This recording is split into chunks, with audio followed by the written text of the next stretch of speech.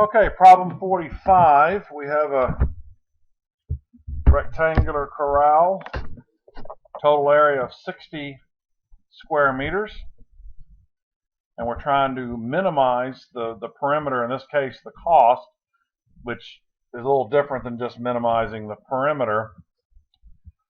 Just to let you know that if that cost factor wasn't there, the equation that you'd be trying to minimize here would be, the way this is labeled, would be 4x. So there's 2x's here, 2x's here, plus 3y. So it would just be 4x plus 3y. But here we have to incorporate the cost factor in each of those. So in other words, the y's aren't all the same. The x's are. You're using we're using a $12 per meter fence in the middle versus $9 on the outside. So the 4x here would have to include this $9 to represent what the cost is for each part of that x. And then, but the y has to be split up. So you see we have 2 times the $9 y for those two outsides right there, and then a separate y would be the $12 y in the middle. So as I said before, if you saw this problem on a test and it did not have all this cost stuff involved, it would literally just be 4x plus 3y. You wouldn't have to worry about that. Well, anyway, that now gives us a cost equation, and then I just dropped the dollar sign, but 36 plus 30y. So now we take the area information that was given to us.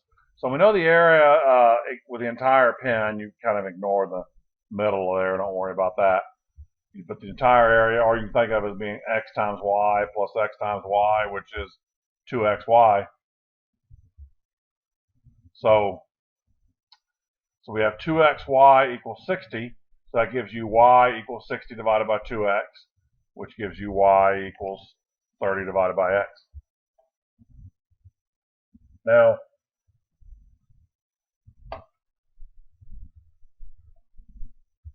so we substitute that into our cost equation, which is 36x plus 30 times 30 over x. And that would give you 36x plus 900. And I brought the x up, made x to -1, because why do a quotient rule if you don't have to? So then when I take the derivative, that'll give me 36, and then -1 comes down, makes that minus 900 x to the -2. So I use the negative x to the -2. Now, but to solve this, when I set this derivative equal to 0, because your answer is always coming from your critical numbers, it makes it easier to drop that exponent down and make it positive again. So you have 36 minus 900 over x squared. I probably skipped a couple steps here, but the algebra shouldn't be too difficult there. If you move the 900 over x squared over and cross multiply, you'll get 36x squared equals 900. And then that gives you x squared equals 25, which numerically that's 2 answers plus and minus 5.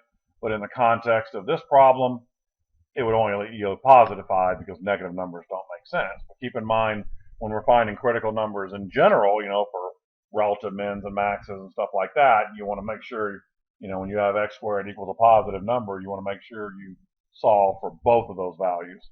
But in an optimization problem like this, we don't need the negative.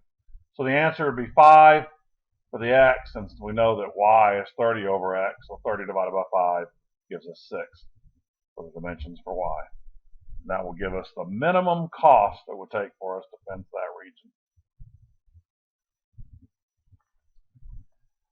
Okay, now we're trying to find get dy given x and dx, and we're also going to find the delta y. Remember, dy is the actual differential, what's supposed to approximate the delta y, which is the actual change in function value. Now, I added that part in from the original problem. I added this statement in so we could see both, because a good chance if I asked this on the test, you would have both of those. So your answer here is not going to include this part right over here, but I have it solved right below so you can see what the answer was supposed to be.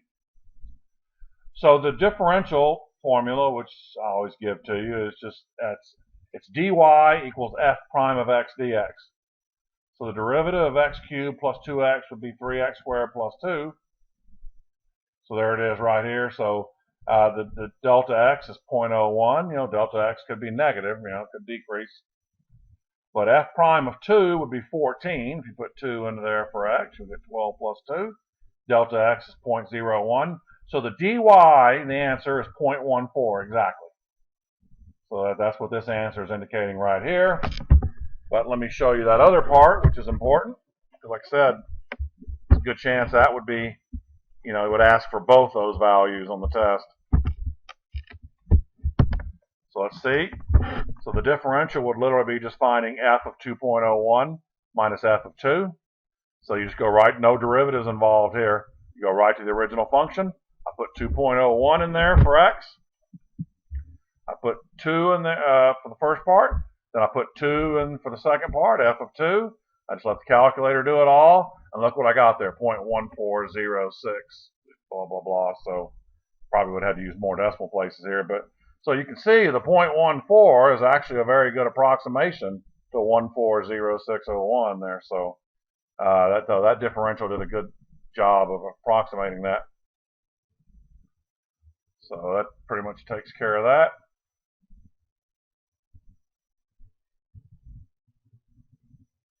And now we're looking at integrals. So we want to take the 47, take the antiderivative of 4 over 5 over square root of x plus 2 sine x. And let's see, so obviously you want to, just like you would for a derivative, you would bring that power up for x and make it x to the negative 1/2. So 5x to the negative 1/2 plus 2 sine of x. So you do the power rule. Negative 1/2 plus 1 is 1/2, divided by that same 1/2. So you know it's n plus 1 over n plus 1. And the antiderivative, be careful here, not derivative, the antiderivative of 2 sine x is negative 2 cos of x. So be careful with that. So then 5 divided by 1/2 makes 10, minus 2 cos x plus c. 48. So you have 6t squared. Keep in mind that t divided by 7, sometimes people make this more complicated than it really needs to be. T divided by 7 is just the same thing as saying 1/7 times t. So it's not that complicated. A lot of people will make that way more difficult than it is. So 1/7 t, so you just do the power rule to both of these. So t squared be t2 plus 1 over 2 plus 1. And then for t, antiderivative t would be 1 plus 1 over 1 plus 1. So it's t squared over 2. And so what do we have here? So 6t cubed over 3 would be 2t cubed. And then 7 times 2 is 14. So you have 1/14 t squared plus c. So there's your answer.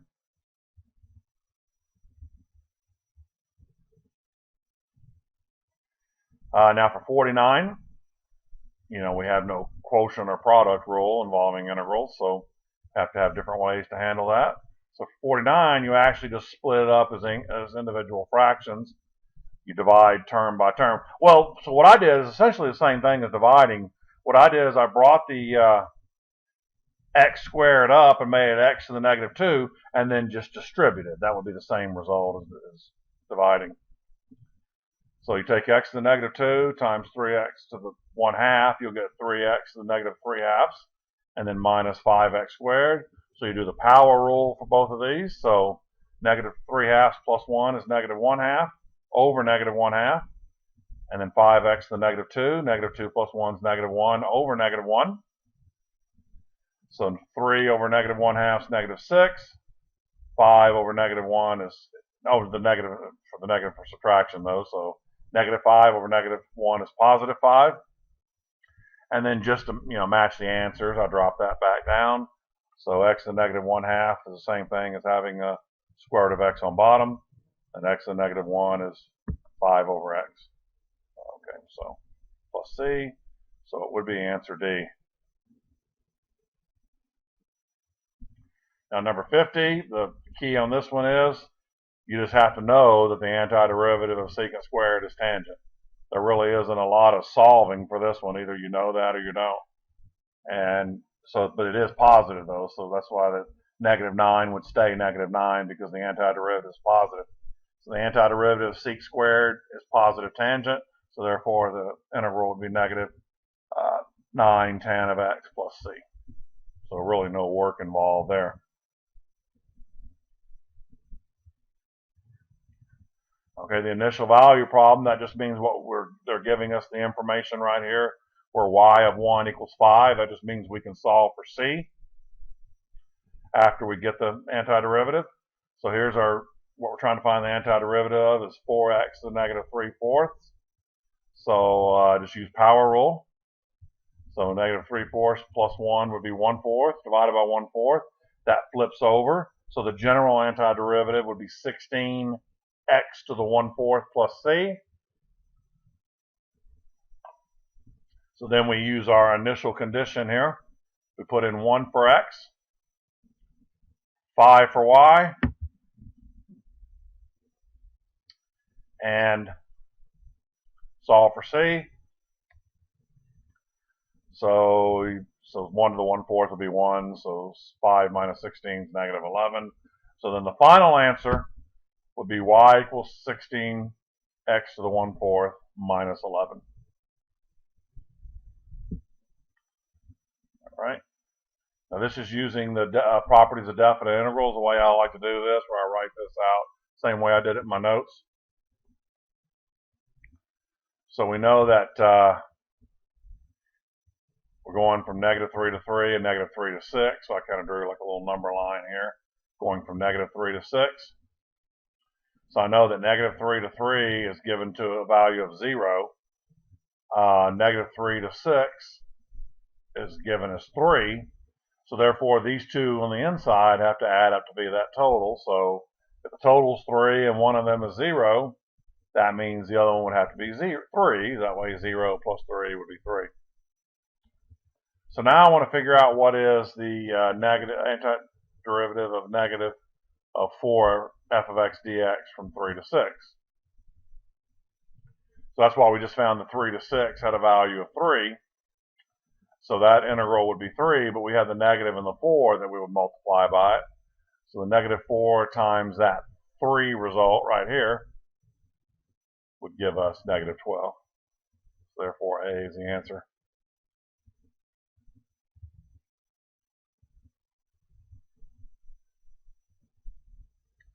All right. Number 53, the area of the shaded region is basically finding the antiderivative of the function across for the two values of x. So y equals x squared plus 3. X is going from 0 to 2. So that means we just find the integral 0 to 2 of x squared plus 3 dx. So the antiderivative of x squared using the power rule would be x to the 3 over 3. Antiderivative of 3 would be 3x. So plug in 0, plug in 2, you'll get 8/3 plus 6. So you'll get 26 over 3. So the exact area of that region would be 26 over 3.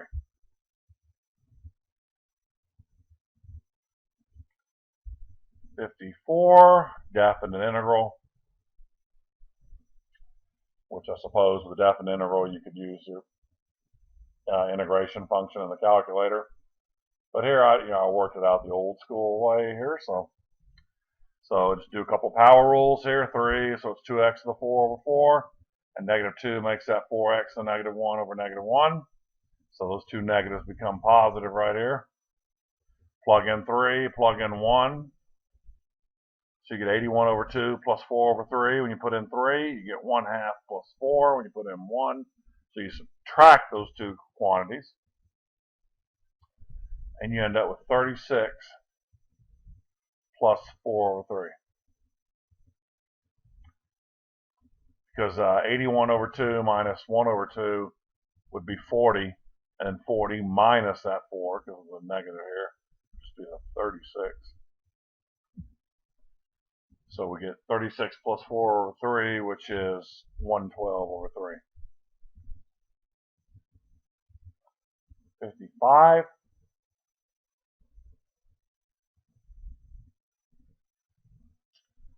And it's the antiderivative of 12 sine x dx from 0 to pi over 2.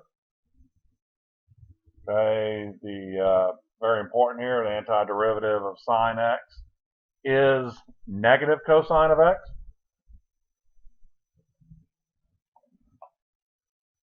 So that's what makes this negative right here. So it's negative 12 cos of x. Pi over 2 to 0. Now right here, you don't have to do this step I did right here, but let me tell you what this step represents. You can work this out just fine right there, but this step represents using that property of definite integrals, that if you reverse the limits of integration like I did here, that creates a negative sign, which that negative sign will then therefore get rid of the negative sign that's right there. I just do that to eliminate arithmetic mistakes. I figure the fewer the negatives, the better. So that's why that becomes positive, but then you flip the limits around. So cos of 0 is 1. Cos of pi over 2 is 0. So you have 12 times 1 minus 0. So you get 12.